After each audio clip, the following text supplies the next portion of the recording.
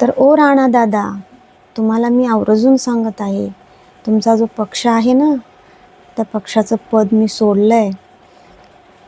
कारण चुकीच्या गोष्टीला चुकीचं म्हणण्यासाठी सोडलं आहे. आणि हो ना, मी कुठल्या पक्षाचा झेंडा हातात घेते आहे किंवा काही नाही, मी तिरंगा हातात घेतला आहे. माझा महाराष्ट्रासाठी मी तिरंगा हातात घेतला आहे. आणि कुठल्याही पक्षाचं काम मी सध्या करत नाही. मी फक्त जनतेच्या बाजूने उभे आहे आणि मी कायम बोलत राहणार. तर राणादादांना माझी एवढीच विनंती आहे, तुम्ही खूप चांगलं काम करता, त्याबद्दल काही शंका नाही आहे. तुम्ही आरक्षणाच्या बाबतीत काही पाठपुरावे केले, आपल्याला यश आलं, मग तसं तुम्ही सत्तेत आहात.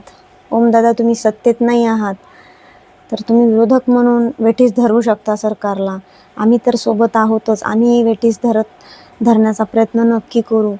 राणादादांना एवढीच माझी सांगणं आहे की विनंती पण समजा, नम्रतेची, अगदी नम्रतेची विनंती की देवेंद्र फडणवीस साहेबांना तुम्ही भेटून यावर जे काही असेल, जो काही तोडगा असेल, तो लवकरात लवकर निघायला हवा.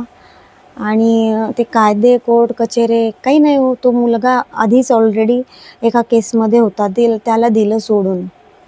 झालं. सरकार काय करतंय, कायदा काय करतोय म्हणल्यासारखं त्यांनी आपलं पकडलं दुसरीला. अहो, अशी शिक्षा दिली पाहिजे तुम्ही. 10 वेळा नाही तर 1000 वेळा नाही तर 1,00,000 वेळा विचार आला पाहिजे प्रत्येक पुरुषाच्या माणसाच्या मनात की अरे, या लेकराकडे आपण वाईट नजरेने बघावं का? या लेकराकडे आपण वाईट नजरेने बघावं तरी कसं? इतकी भयानक, अगदी अंगावर शहारे आणणारी, न पाहता येणारी अवस्था त्या अपराध्याची झाली पाहिजे. आणि तुमचं हो, ते हे एक असतं, आरोपींनी दोन्ही बाजू मांडून घ्यायच्या ना, तुम्हाला ऐकून घ्यायच्या असतात. त्याच्याकडून काय ऐकून घ्यायचं हो तुम्हाला? मी कसं केलं, काय केलं, मुलीला कुठे नेलं, तिला कुठे कुठे स्पर्श केला, हे ऐकून घ्यायचं आहे का तुम्हाला? याच्यामध्ये दोन बाजू असू शकत नाहीत. कारण ते बाळ किती लहान आहे, ती मुलगी 7वी म्हणजे काहीच नाही, बालिक आहे ती, नाबालिश आहे. त्यामुळे माझी सरकारला विनंती आहे आणि स्पेशली राणादादांना सांगते मी की तुम्ही याचा पाठपुरावा करा, नाहीतर आम्ही आंदोलन करू. आणि पाठपुरावा घेऊन यात त्या फरारी नाही, तो सापडला आहे, तर त्याला डायरेक्ट फाशीची शिक्षा किंवा टाका ना एन्काउंटर करून. असे किती एन्काउंटर होत नाहीत का? टाका एन्काउंटर करून किंवा द्या फाशीची शिक्षा त्याला लगेच. का त्या ह्याला आपला तो नाही का कसाबला जसं सांभाळत 10 वर्ष काँग्रेसनी, तसं सांभाळत कुरवळत बसायचं आहे का तुम्हाला? अहो, त्यांनी चुका केल्या म्हणून मायबाप जनतेने तुम्हाला निवडून दिलं. हां, तुम्ही ठीक आहे, काम करताय चांगलं, पण सगळीच कामं करावी लागतील तुम्हाला. हां, 10तून एखादं नाही झालं ठीक, पण हा अतिशय संवेदनशील विषय आहे आणि तुम्ही एका चुटकीमध्ये करू शकता हा विषय. रात्रीत तुम्ही सरकार बदलता, रात्रीत शपथा काय घेता, खूप काही करता तुम्ही.